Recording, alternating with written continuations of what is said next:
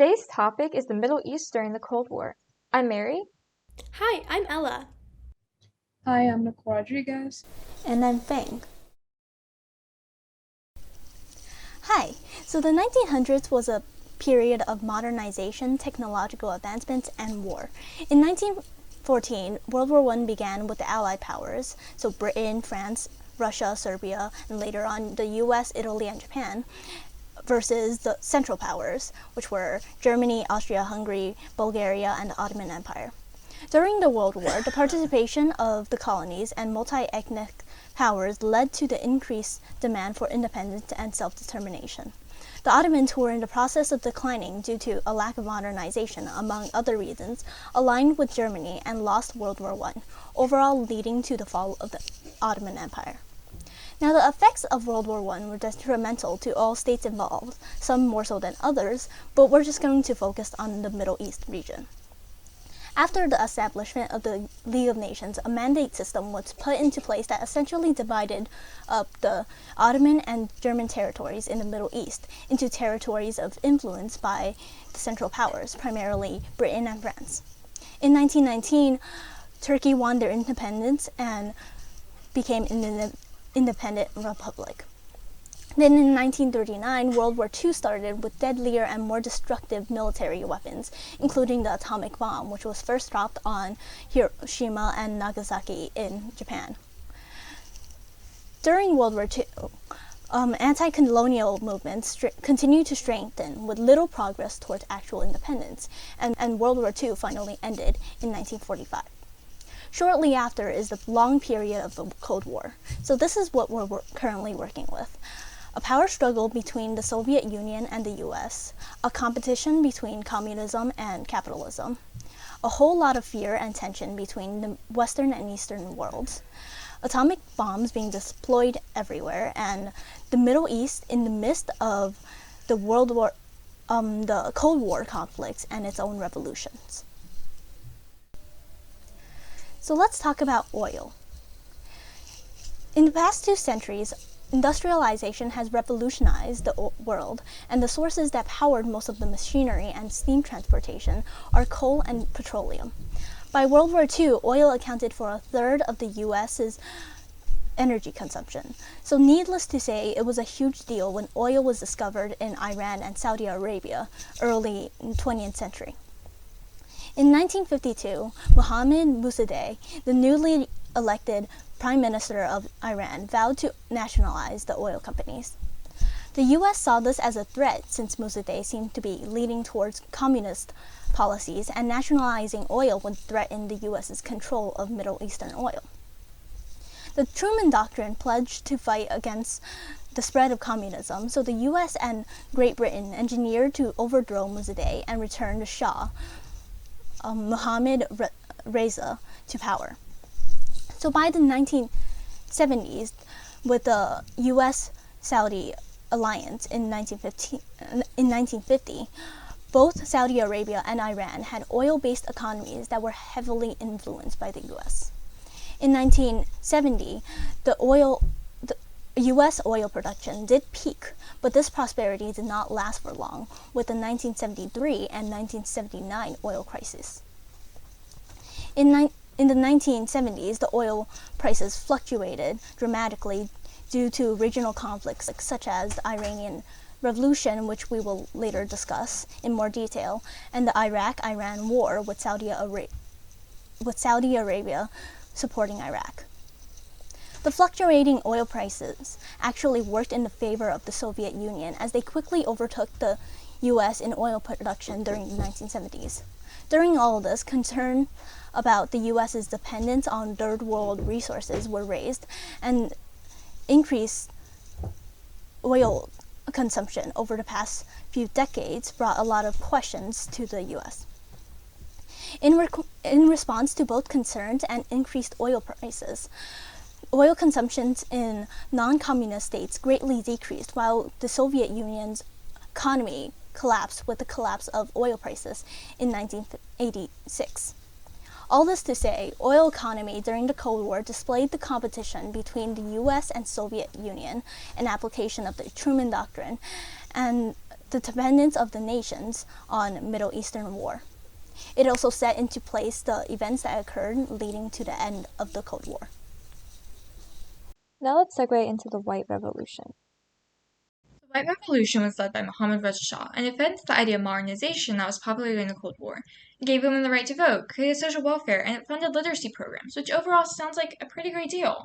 But the Shah was trying to balance a conservative monarchy with his ideas of revolution, and he ended up alienating the monarchy from landowners, the clergy, and the army, and it caused overall dissatisfaction from the people. His way of redistributing land forced landowners to sell their personal property, and by doing so, removed their power. And while it was supposed to help some peasants become landowners, those who didn't receive any land opposed this reform, in conjunction with the large landowner dissatisfaction. Additionally, many from the sect of Shia Muslims criticized this reform. A large voice was Khomeini, who believed that the reforms gave too many rights to women, rigged elections, neglected the poor, and wrongfully sold oil to Israel. And lastly, he believed the idea of a king is against Islamic and Shia tradition. Khomeini said, "With people's revolutionary rage, the king will be ousted, and a democratic state, Islamic Republic, will be established." This reform was also opposed by those who wanted even greater democracy. And so, this opposition eventually devolved into the Iranian Revolution in 1979. It started out as a typical uprising to overthrow a corrupt government, taking the overthrow of Mossadegh in 1953 as a successful inspiration. However, many people were less focused on creating a new Islamic state. There was frustration, because while the Shah seemed to have brought prosperity, especially with oil, and modernization, there were more graduates from universities than there were jobs, and agricultural mechanization displaced farmers who moved to cities, especially Tehran, which also had no jobs for them. Additionally, there's a fear of becoming overly Americanized, not just modernized. The pressure from the government that Americanism was the ideal made citizens worry that there was no room for their own culture. Demonstrations began after a newspaper was published that criticized Khomeini, but they were small. However, the government did not listen to the protesters and instead reacted with violence. Every violent outburst from the government and the shooting down of protesters made the protests grow even larger. In the end, these demonstrations led to the creation of a new theocratic government, where Islam was the supreme authority. It was led by the cleric and the guardian council, who interpreted the constitution, ensuring it complied with the Islamic Sharia law. And they could disapprove of anyone who ran for office, which seems kind of corruptible for something that was supposed to replace corruption. It also led to opposing Western policy in the Middle East completely, showing the striking difference from the Western ideal the White Revolution promoted.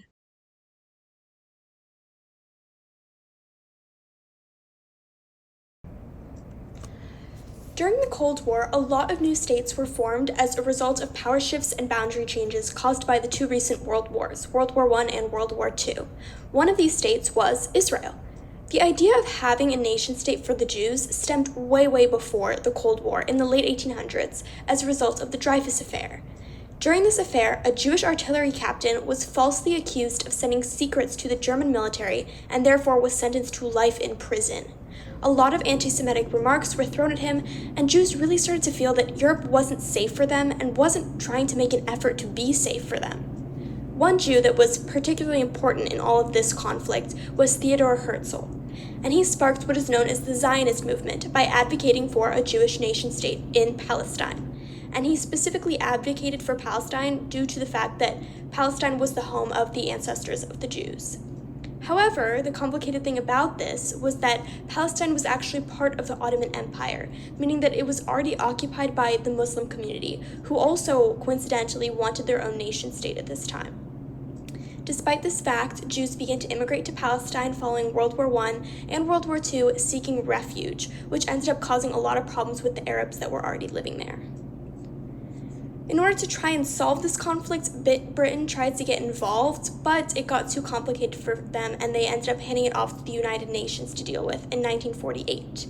And this year, the United Nations actually agreed to split Palestine into a Jewish region and an Arab region.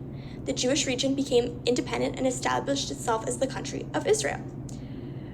This, unfortunately, was not the end of the conflict between the Israelis and the Palestinians. A war broke out between Israel and the Arab regions surrounding it, ending in a victory for Israel and hundreds of thousands of Palestinian refugees settling along the border between Israel and Palestine.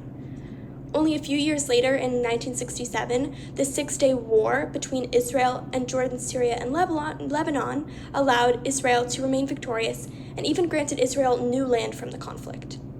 6 years after this, Egypt surprise invaded Israel, but to no avail in the Yom Kippur War of 1973.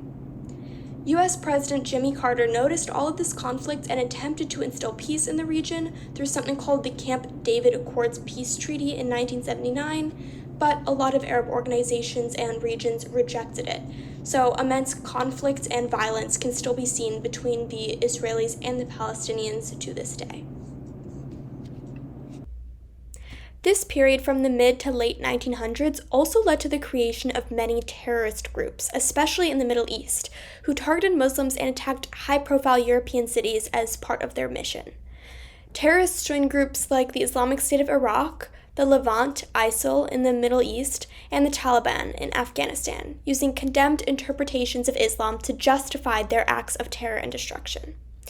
An especially well-known terrorist group is Al-Qaeda. It originated from the anti-Soviet jihad in Afghanistan and was funded by Osama bin Laden, a Saudi billionaire. It's important to note that this group wasn't opposing their own government. They were opposing foreign influences on their government. This idea actually led to one of the most devastating terrorist attacks in the U.S. that occurred on September 11, 2001. Members of Al-Qaeda hijacked planes and crashed them into the Twin Towers in New York City, near Washington, D.C., and in rural Pennsylvania, killing both themselves and thousands of other people in the crash known as 9/11. Following this event, the United States put a lot of effort into weakening Al-Qaeda, preventing future terrorism, and recovering from the trauma caused by this attack.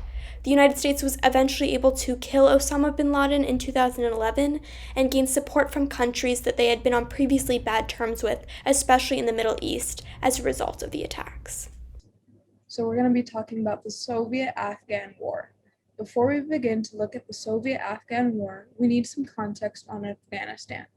Afghanistan is a country located in a harsh, nearly inhospitable setting, and for a very long time it was cut off from the rest of the world. It is surrounded by many of the world's great superpowers. Since it is a famously difficult country for empires to rule, it is known as the graveyard of empires. Now we can talk about the events that led to the war. In the 20th century, the country was hurriedly modernized under King Mohammad Zahir Shah. He pushed for women's education, elections, and civil rights, which generally made the people in Afghanistan happy. During the Cold War, the United States and the Soviet Union both tried to gain the favor of Afghanistan. The Soviet Union's goal at the time was to spread communism, but the United States was anti-communist. In 1973, the king's nephew, Daoud Khan, proclaimed himself king and prime minister. The problem with him was that he pushed for aggressive policies, and other ethnic groups didn't appreciate his Pashtun nationalism. In response to this, he restricted civil liberties. People were tired of his policies, so the Star Revolution happened in 1978. The revolution finally ousted Khan, and he was replaced with the Communist People's Democratic Party of Afghanistan, which was supported by the USSR. The new Prime Minister, Hafizullah Amin, pressed for drastic change, and when rural people objected, he imprisoned and executed them. President Taraki sought assistance from the Soviets, but Amin assassinated him and became president. Going back to the Soviet Union, they did not want the Islamic/Iranian Revolution to spread to Afghanistan. In 1979, the Red Army, which is the army of the Soviet Union, invaded Afghanistan. Amin was apprehended, killed, and replaced by Babrak Kemal. The group of Afghan soldiers who fought against the Red Army became known as the Mujahideen. The United States saw this as an opportunity to contain communism, so they provided arms to the Mujahideen via Pakistan. While the Red Army won lots of battles, they were still losing the war because the Mujahideen had lots of backup. There were several factors that led to the end of the Soviet-Afghan War in 1989. For starters, the Soviets lost patience. Additionally, there was a new General Secretary of the USSR, and his foreign policies were very different. The Mujahideen also acquired Stinger missiles, which helped them fight the enemy. This video was produced and written by myself, Fang, Elah, and Nicole, and was also edited by me. To see all of our citations and resources, please look in the description below. Thank you for watching. Bye!